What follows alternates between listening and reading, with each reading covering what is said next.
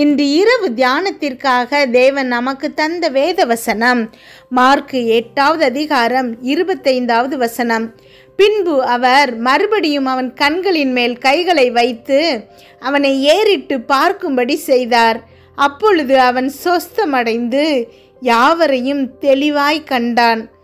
கிறிஸ்துவுக்குள் பிரியமானவர்களே, ஒரு குருடனை இயேசுவிடம் சிலர் கொண்டு வருகிறார்கள். இயேசு அவனுடைய கண்களை முதலில் திறந்தபோது அவனுக்கு அது ஒரு த்ரில்லிங்கான அனுபவமாக இருந்திருக்கும். அவன் பயங்கர உற்சாகம் அடைந்திருப்பான். ஆனால் தெளிவான பார்வை அவனுக்கு கிடைக்கல. பார்வையே இல்லாமல் இருந்ததை விட தெளிவற்ற பார்வை அப்படிங்கிறது நிச்சயம் மேலான ஒன்றாக தான் இருந்திருக்கும். அதுவே அவனுடைய அற்புதமாக முடிந்திருக்கும். ஆனால் இயேசு அப்படியே விட்டுவிடலை. அவனுடைய கண்களை 2வது முறையும் திரும்பவும் தொட்டார். அவனுடைய கண்கள் முழுமையாக சுகமடைந்தன. தெளிவான பார்வை அங்கே அவனுக்கு கிடைக்குது. தேவன் நல்லவர் அப்படிங்கிறத நம்முடைய வாழ்க்கையில் அனுபவமாக நம்ம கண்டுட்ருக்குறோம்.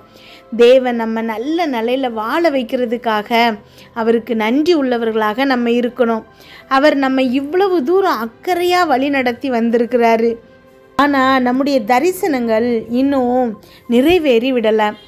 நம்மளில் பெரும்பாலானோர் தேவனுடைய சிறந்ததை காட்டிலும் ஒரு குறைவான நிலையில் தான் செட்டில் ஆகியிருக்கிறாங்க. இப்படி சராசரி நிலையில் நாம் வாழ்வதை தேவன் விரும்பலை. அவர் அதில் திருப்தி அடைவதே கிடையாது. அவருடைய 2வது தொடுதலை பெற்றுக்கொள்ள தயாராகுங்கள். அவர் தம்முடைய நல் தயவினால் உங்களை ஆச்சரியத்துக்குள் ஆழ்த்துவார். கொஞ்சம் வெற்றி அடைந்த நிலையில் ஒருபோதும் திருப்தி அடைந்து விடாதீங்க. தேவன் செய்த நன்மைகளுக்காக நன்றி உள்ளவர்களாய் வாழ்ந்திடுங்க. ஆனாலும் உங்களுடைய விசுவாசத்தை அனல் மூட்டி எழுப்பி விட்டு கொண்டே இருங்க. நீங்கள் விசுவாசிக்கிற சிறந்ததொரு வாழ்க்கையை உற்சாகத்தோடு எதிர்பாருங்க.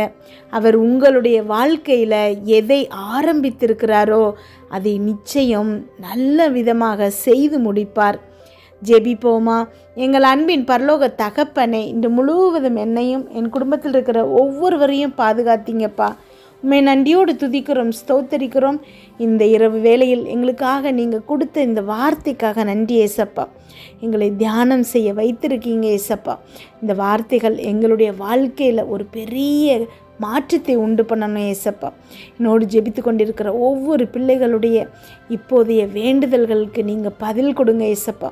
கமெண்டில் ரிக்வெஸ்ட் செய்திருக்கிற ஒவ்வொருத்தருக்கும் நீங்கள் அந்த அற்புதங்களை செய்கிறமைக்காய் நன்றி ஏசப்பா. உண்மை நம்பி வந்திருக்கிற ஒரு பிள்ளை கூட வெறுமையாய் திரும்பாதபடிக்கு அத்தனை பேருக்கும் அப்பா நீங்கள் நன்மை செய்பவராக இருக்கிறமைக்காய் உமக்கு நன்றி செலுத்துகிறோம் அப்பா. ஆமென். அப்பா, இன்றைக்கு பேசப்பட்ட இந்த வார்த்தைகள் யாருக்காகவோ பேசினதல்ல. நீங்கள் அப்பா இதை கேட்டுட்ருக்கிற ஒவ்வொரு பிள்ளைகளுக்காக பேசப்பட்டதுங்கிறத அந்த பிள்ளைகளுடைய இருதயத்தில் இப்பொழுது நீங்கள் சொல்லுங்கப்பா. ஆமென். அந்த பிள்ளைகள் நம்புகிற அளவுக்கு அப்பா அந்த வார்த்தைகள் அந்த பிள்ளைகளுடைய இருதயத்தில் போய் பதியணும் ஏசப்பா. அப்பா, எங்கள் ஒவ்வொருத்தருடைய வாழ்க்கையிலையும் நீங்கள் ஒரு நல்ல கிரியைகளை ஆரம்பிச்சிருக்கீங்கப்பா. இவ்வளவு தூரம் எங்களை வழிநடத்தி வந்திருக்கீங்க அப்பா. உம்முடைய 2வது தொடுதலுக்காக இப்பொழுது நாங்கள் நன்றி செலுத்துகிறோம். எங்களுடைய எதிர்காலத்திற்கென்று நீங்கள் வைத்திருக்கிற திட்டத்தை எங்கள் வாழ்க்கையில் நிறைவேற்றுங்க. நீங்கள் எங்களை உம்முடைய ஆச்சரியமான நன்மைகளில் ஆழ்த்துவீங்கிறத நாங்கள் சந்தேகமே இல்லாமல் விசுவாசிக்கிறோம் ஏசப்பா. ஆமென். நாங்கள் அதை எதிர்பார்த்துட்ருக்குறோம்ப்பா. என்னோடு ஜெபித்து கொண்டிருக்கும் நீங்கள் ஒவ்வொருத்தரும் அதை எதிர்பாருங்க. தேவன் உங்களுக்காக வைத்திருக்கிற ஆச்சரியமான திட்டங்களுக்கு நேராக உங்கள் கண்களை ஏறெடுத்து பாருங்கள். இதுவரைக்கும் நீங்கள் வாழுகிற வாழ்க்கை ஒரு சராசரி வாழ்க்கையாக இருக்கும். ஏதோ வருகிற சம்பளத்தில் செலவு செய்து கொஞ்சம் மீதி வைக்கிறது, இல்லை பற்றாக்குறையோட. ஆனால் தேவன் உங்களை 2வது ஒரு தொடுதல் தொடுகிறாரு. அப்போது நீங்கள் எதிர்பார்த்திராத ஒரு ஆச்சரியமான நன்மையான லெவலுக்கு உங்கள் வாழ்க்கையை எடுத்துகிட்டு போகிறாரு. இப்போ வாழ்கிறதே உங்களுக்கு அவருடைய கிருபை, அவருடைய தயவுங்கிற மாதிரி தோணும். தகுதியே இல்லாத நம்மளை இவ்வளவு தூரம் வழி நடத்தியிருக்கிறாரு, இவ்வளவு உயர்த்தி வைத்திருக்கிறாரு, இந்த இடத்துல நமக்கு வேலை வாங்கி தந்திருக்கிறாரு. நமக்கு என்ன தகுதி இருக்குது? இதெல்லாம் அவருடைய கிருபை, அவருடைய தயவுன்னு சொல்லிட்டு நீங்கள் நன்றி செலுத்திட்டு இருப்பீங்க. இவ்வளவு பெரிய பிரச்சனைகள்லேருந்து என்னை தப்பிக்க வைத்திருக்கிறாரு, இத்தனை தீமையான மனிதர்கள் கைகளுக்கு என்னை விலக்கி பாதுகாத்திருக்கிறாரு, எத்தனையோ முறை மரணத்தின் விளிம்புக்கு போயும் என்னை பாதுகாத்து இன்று வரைக்கும் ஜீவனோடு வைத்திருக்கிறாரு. எத்தனை விதமான சதி திட்டங்களை என்னுடைய வாழ்க்கையில் ஒன்றுமே இல்லாமல் ஆக்கியிருக்கிறாரு. இன்று வரைக்கும் என்னை சுகமாய் தங்க பண்ணியிருக்கிறாருன்னு சொல்லிட்டு நீங்கள் அவருக்கு நன்றி சொல்லிக்கிட்டே இருக்கிறீங்க, அவரை துதிச்சுக்கிட்டே இருக்கிறீங்க.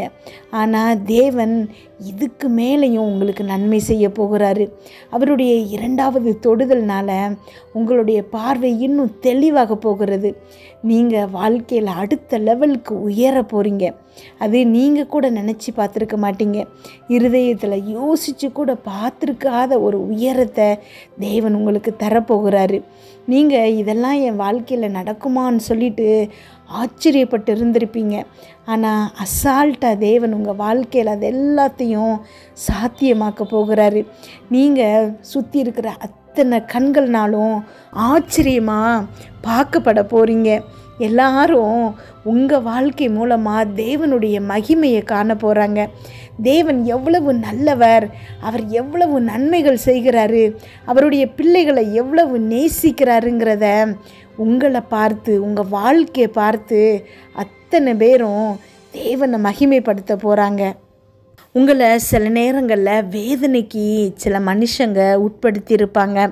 அந்த வேதனைகள்னால் நீங்கள் ரொம்ப கஷ்டப்பட்டிருப்பீங்க. உங்களை அற்பமாக நினச்ச அந்த மனுஷங்க இனி உங்களை ஆச்சரியமாக பார்க்க போகிறாங்க. ஆமென்.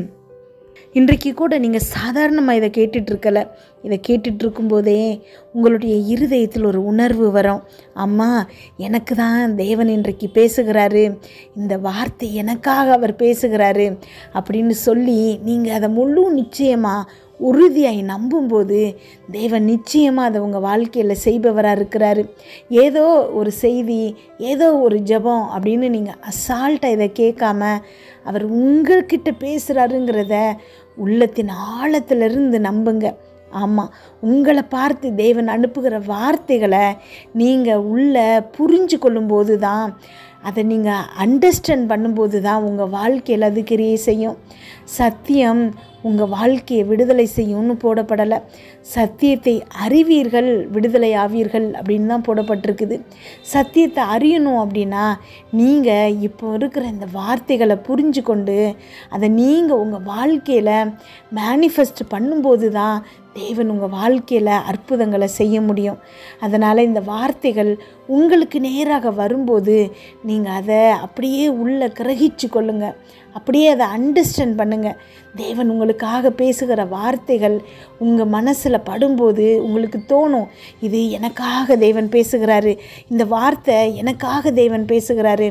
யாருமே உங்ககிட்ட எதுவுமே சொல்லாமல் இருக்கும்போதும் ஆமேன் ஆமேன் சொல்ல தோணும். அந்த வார்த்தைகள்லாம் தேவன் உங்களுக்காக தான் பேசுகிறாரு, உங்களை பார்த்து தான் பேசுகிறாரு. உங்களுக்கே ஆன அந்த வார்த்தைகளை நீங்கள் உறுதியாய் பற்றி கொள்ளுங்க. இந்த வார்த்தைகளை நீங்கள் பற்றி கொண்டு அதுக்கப்புறம் அப்படியே அவருடைய மகிமையில் நிரம்புங்க.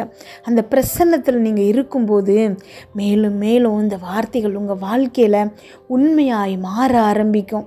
நீங்கள் அவருடைய பிரசன்னத்திலேயே இருக்கும்போது ஒவ்வொரு வாக்குத்தத்தமும் உங்கள் வாழ்க்கையில் ஆம் என்றும் ஆமேன் என்றும் மாற ஆரம்பிக்கும். அவர் உங்களை நேசிக்கிறார். ஆமாம், ரொம்ப நேசிக்கிறாரு. இந்த உலகத்தில் உங்கள் அம்மா, அப்பா, மனைவி, பிள்ளைகள், ஃப்ரெண்ட்ஸு, இன்னும் எத்தனை சொந்தக்காரங்க இருக்காங்களோ அவங்க எல்லாரையும் விட எதையுமே எதிர்பார்க்காம உங்களை அப்படியே ஏற்றுக்கொண்ட தேவன் உங்களை அளவுக்கு அதிகமாக நேசிக்கிறாரு. நீங்கள் அவரை பார்த்து அப்பா அப்படின்னு கூப்பிடணுங்கிறதுக்காக காத்துட்ருக்கிறாரு. 2 கரங்களை நீட்டி எப்போ என் பிள்ளை என்னை நோக்கி திரும்புவான், என்னுடைய பிரசன்னத்தில் வந்து அமருவான், அவன்கிட்ட நான் பேசுவேன், நான் பேசுகிறத என் பிள்ளை எப்போ கேட்கும் அப்படின்னு சொல்லி ஆர்வமாக காத்துட்ருக்கிறாரு. நம்ம ஒவ்வொருத்தரும் இன்றைக்கு எடுக்கக்கூடிய தீர்மானம் அவரை சந்தோஷப்படுத்துகிற மாதிரி இருக்கணும். அப்படின்னா அவர் உங்களையும் என்னையும் சந்தோஷப்படுத்துகிறத மட்டும்தான் முழு நோக்கமாக கொண்டிருப்பார். ஆமே. நன்றி அப்பா, ஸ்தோத்திரம் ஏசப்பா. என்னோடு ஜெபித்து கொண்டிருக்கிற ஒவ்வொரு பிள்ளைகளுடைய வாழ்க்கையிலையும் அப்பா நீங்கள் ஒரு நல்ல மாற்றத்தை கொண்டு வந்திருக்கிறமைக்காய் நன்றி செலுத்துகிறோம் அப்பா. ஒவ்வொரு வார்த்தைகளும் அவர்களுக்காக பேசப்படுகிற வார்த்தைகள் அப்படிங்கிறத இந்த பிள்ளைகள் அப்பா முழு நிச்சயமாக நம்ப வைங்க ஏசப்பா. அதற்கு ஒரு அடையாளமாக அப்பா அந்த பிள்ளைகளுடைய வாழ்க்கையை நீங்கள் தலைகீழாக மாற்றுங்க ஏசப்பா. இப்போ இருக்கிற அத்தனை கஷ்டங்களும் நீங்கி அப்பா நன்மையால் இந்த பிள்ளைகளை நிரப்புங்க ஏசப்பா. அப்பா வலிகள் வேதனைகள் இல்லாமல் ஆரோக்கியமாக இருக்க வைங்க ஏசப்பா. கடன்கள் பற்றாக்குறைகள் இல்லாமல் அப்பா செழிப்பாக இந்த பிள்ளைகளை மாற்றுங்க ஏசப்பா.